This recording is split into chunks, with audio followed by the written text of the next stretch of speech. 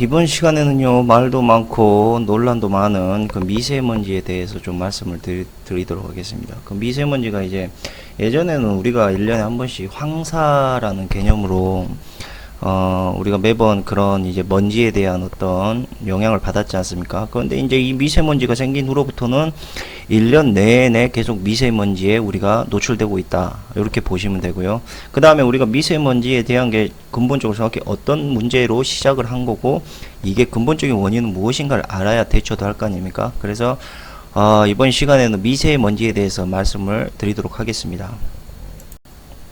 미세먼지라는 걸요, 쉽게 말을 하면 우리가 분진이라고 합니다. 분진이라고 하고요. 이 분진이 이제 어떤 성분이 있냐면 뭐 아황산 가스도 있고, 그 다음에 질소, 산화물, 그 다음에 나비나 아니면 오존층에 떠돌아다니는 먼지, 그 다음에 뭐 일산화탄소. 그러니까 우리가 흔하게 접할 수 있지만 눈에 보이지 않는 대기 오염 물질을 우리가 미세먼지라고 해요. 이제 그런 건 주로 이제 자동차라든지 공장에서 이제 발생을 한다고 하고요. 그 다음에 이제 대기 중에 이제 장기간 떠다니는 이제 그 먼지가 있습니다. 그게 이제 10미크론 이하의 이제 미세한 먼지고요. 이거를 이제 우리가 이제 흔히 말해서 용어로 PM10이라고 합니다. 그래서 이게 왜 그러냐면 이제 10미크론 이하의 먼지다. 그러니까 기준으로 잡고 10미크론 정도의 먼지를 우리가 PM10이라고 하고요. 그 다음에 입자가 2.5 미크론 이하인 경우에는 PM2.5라고 씁니다. 근데 이걸 이제 흔히 말하자면 초미세먼지라고 하고요. 그 다음에 이보다 작은 것들을 극미세먼지라고 부릅니다. 예, 뭐 정식 명칭으로는 에어로졸이라고 우리가 이제 흔히 말하는 용어로는 이제 미세먼지, 부유분진, 그 다음에 입자상 물질이라고 이렇게 이제 여러 전문가들이 따로 부르는데요. 어차피 뭐 용어는 같습니다. 어차피 우리가 총칭적으로 쓰는 언어는 미세먼지다. 이렇게 생각하시면 됩니다. 그러니까 이제 언론에서 이야기하는 게 뭐냐면은 뭐 이제 성분이 대부분의 성분이 뭐 질산염이고, 그다음에 탄소, 그다음에 각종 중금속으로 되어 있기 때문에 이런 것들이 원인이 자동차 배기가스나 뭐 우리가 쓰고 있는 보일러에서 연소될 때 나오는 물질, 그다음에 공장에서 뭐 어떤 제품을 생산할 때 나오는 매연, 그다음에 뭐 화석, 이제 우리가 저기 연료를 떼워서 만드는 뭐 발전소, 화력 발전소 같은 데서 나온다고 이야기하는데요. 핵심은 이게 아니라는 거죠. 그러니까 언론에서 자꾸 이야기하는 것들이 자꾸 뭔가를 감춘다니까요. 그래서 그 감추는 거에 대해서 제가 일단은 알려드리겠습니다.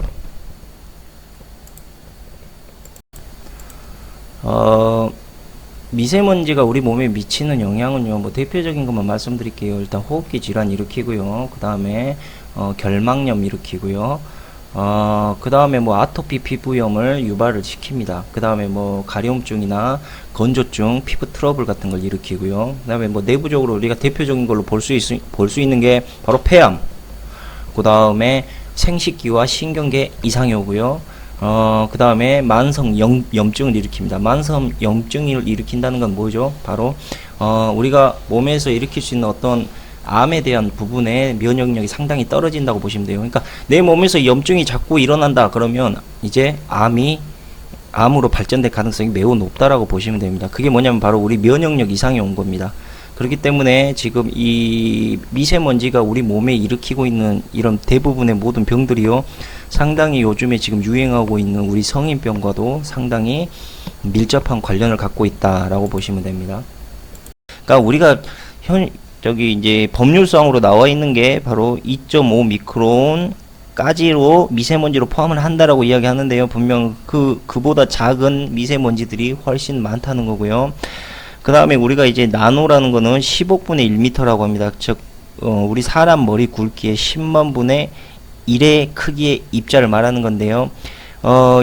우리가 말하고 있는 10 나노미터와 2.5 나노미터 둘 다 우리 몸에서 걸러낼 수 있는 능력이 없습니다. 특히 2.5 미크론 미만의 물질들은요, 인간의 미세 혈관 등을 막고요, 그 부분에서 혈액순환을 일으키기 때문에요, 염증과 그 다음에 장기 손상에 대한 부분을 반드시 일으키는 물질이라고 보시면 됩니다. 그것이 특히 몸에서 분해되고 융화되는 물질이 아니라면요, 훨씬 더 위험하겠죠. 그러니까 이제 이 나노 물질이 만들어지고 있는 이유는 뭐냐면요. 뭐 어려운 이야기 할 필요 없고요. 화학 반응 때문에 그래요. 이제 우리가 쉽게 말하자면 우리가 예를 들게요. 어떤 물질이 있어요. 그러니까 우리가 분유를 타 먹는다고 예를 들어 봅시다. 근데 그 분유가 물을 화학 성분으로 이야기하자고요. 그러면 분유가 막 덩어리로 있어. 막 각설탕처럼. 그러면 그 물에 풀면 잘 안 풀어지죠. 근데 문제는 가루를 미세하게 만들면 만들수록 물에서 풀어지는 속도라든지, 그 다음에 뭐 어떤 우리가 우유로 만들 수 있는 그 시간이 짧아지지 않습니까? 그러니까 이 나노 입자의 알갱이 크기에 따라서요, 어떤 빛의 스펙트럼에 대한 색깔도 바꿀 수 있고요. 그 다음에 이걸 통해서 화학적인 성분을 전혀 다른 성분으로 바꿀 수도 있습니다.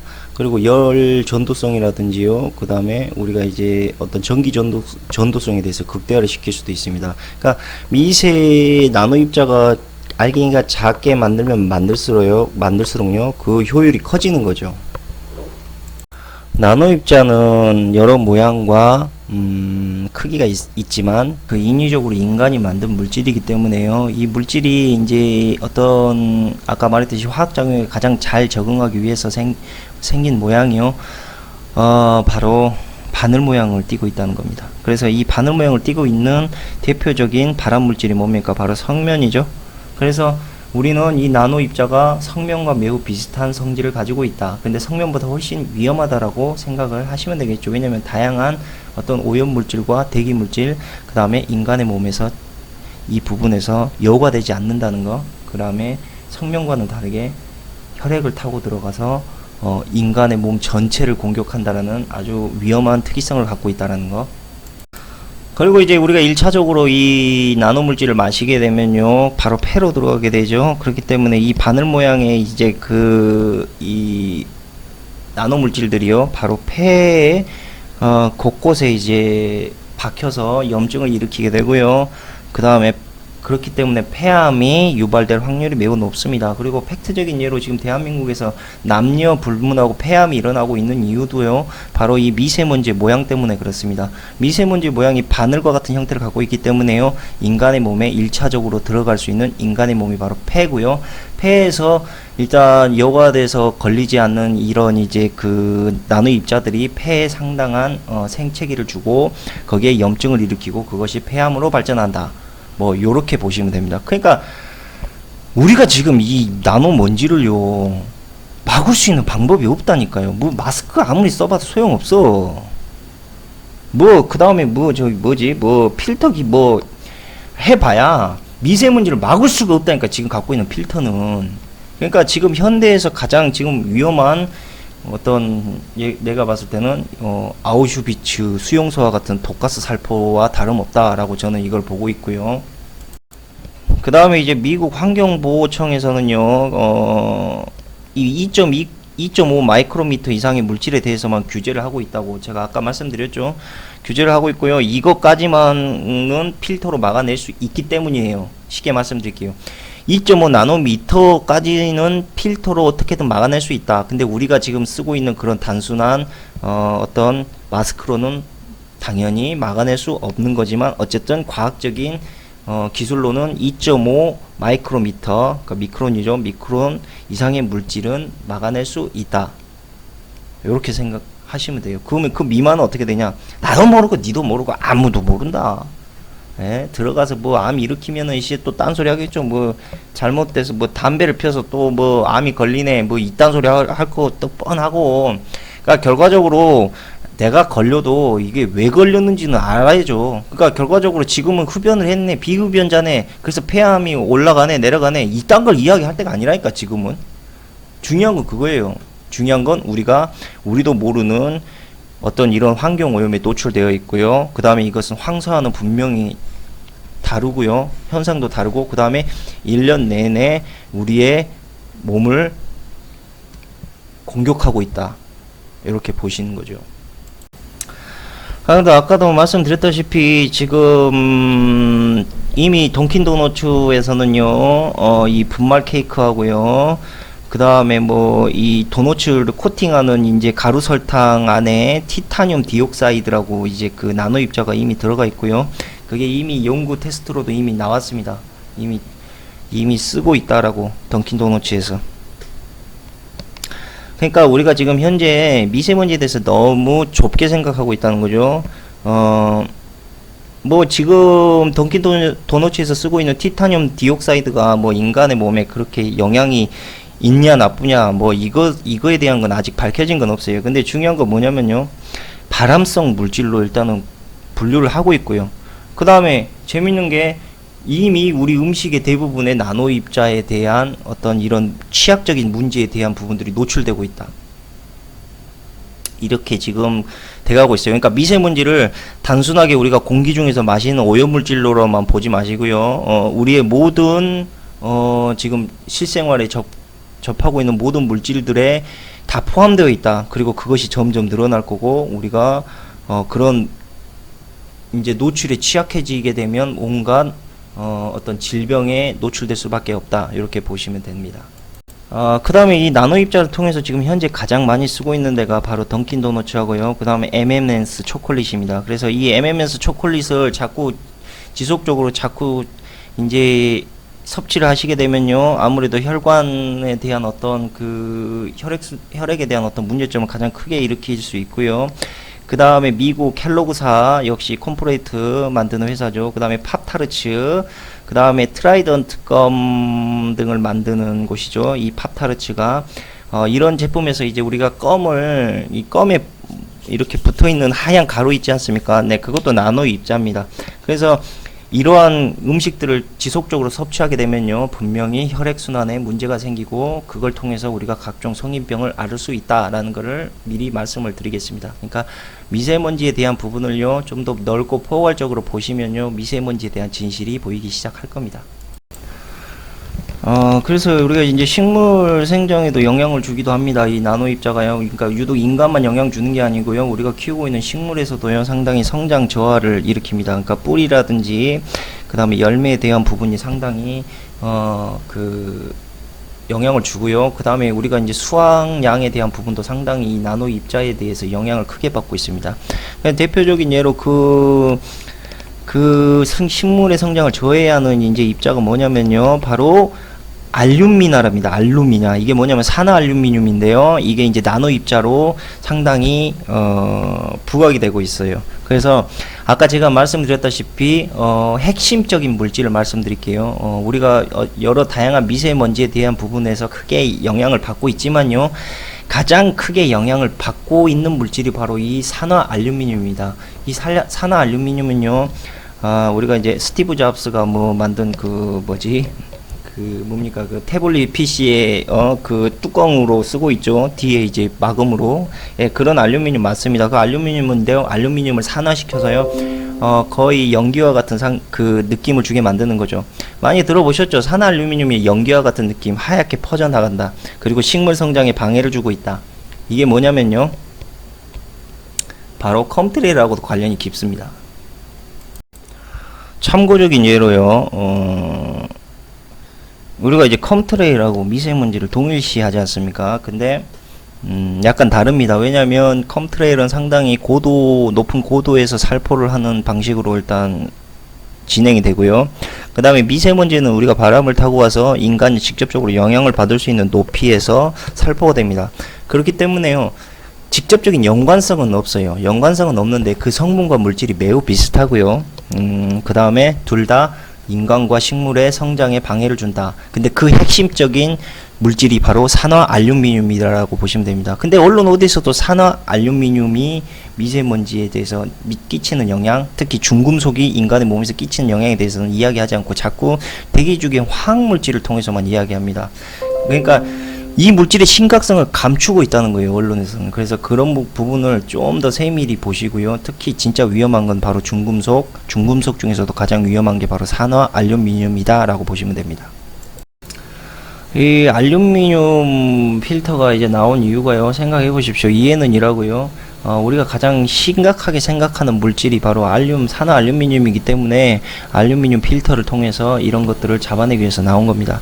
그러니까 이 산화알루미늄이 주로 어디에 들어가냐면요, 전기하고 전자, 그 다음에 광학기계, 그 다음에 광학용품을 만들 때 들어갑니다. 그러니까 우리가 알다시피 그 첨단 소재로 많이 사용이 되죠. 특히 이제 세라믹 절연 재료로 특히 많이 들어가는데요. 이 물질의 크기가요 1미크론 이하입니다. 그러니까 지금 우리가 알고 있는 기준보다 훨씬 작은 단위예요. 그렇기 때문에요.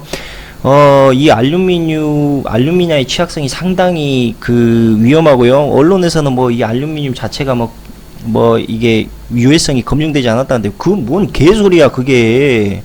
말도 안 되는 소리지. 무슨 알루미늄 검증이 안 돼. 알루미늄은 유독하기로 이미 검증됐고요. 그 다음에 우리가 알루미늄 호일 있죠. 먹지 말라는 이유가 뭡니까? 바로 뇌에 직접적인 손상을 주기 때문입니다. 그 다음에 제가 말씀드렸죠. 이 미세먼지를 인위적으로 만들거나 미세먼지의 특성이 상당히 그 모양이 바늘과 같다고요.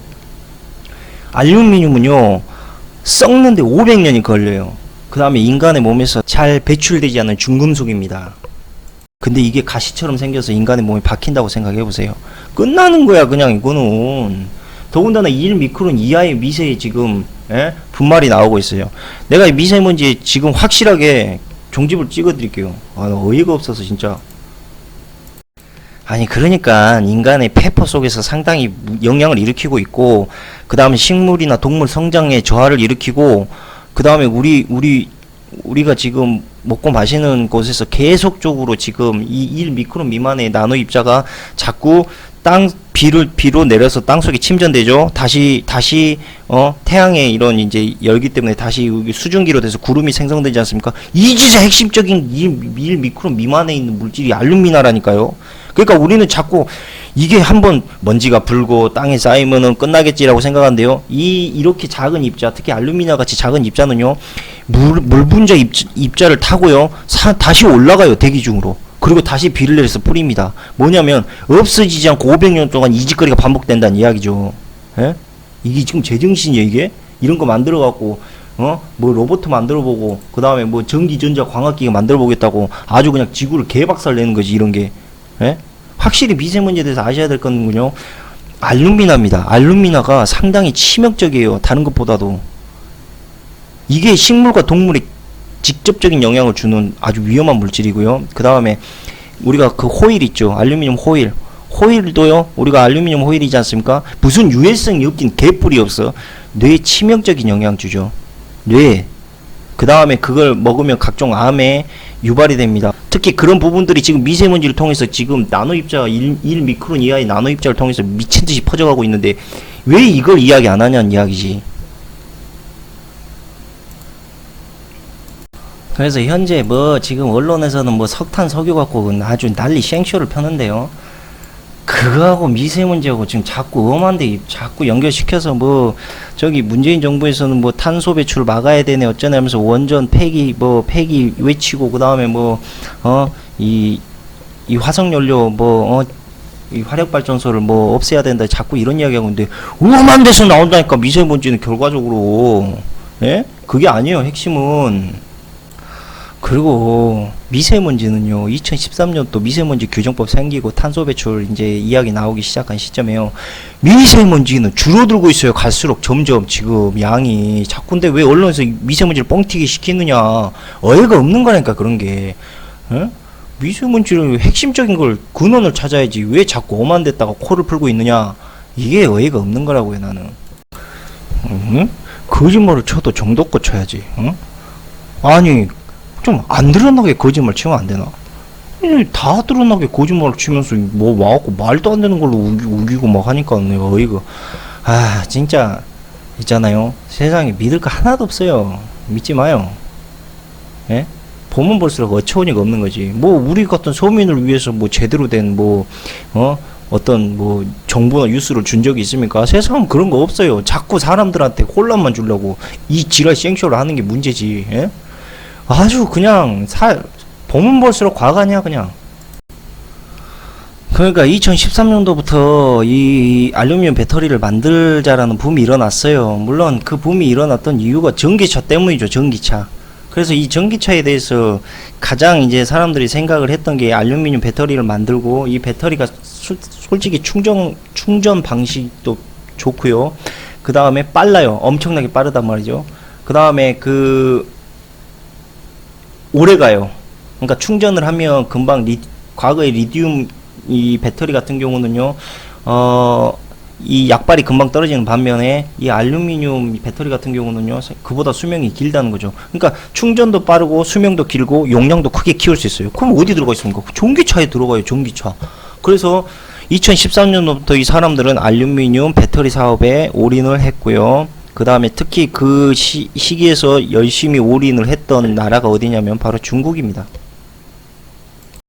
결과적으로 이 알루미늄 배터리 사업과요, 그 다음에 전기차는 아주 필수적인 관련이 있다. 그 다음에 여기에서 이제 컴트레일까지 한번 맞춰볼까요? 컴트레일에 들어가는 이제 그 성분 역시도요, 산화 알루미늄이거든요.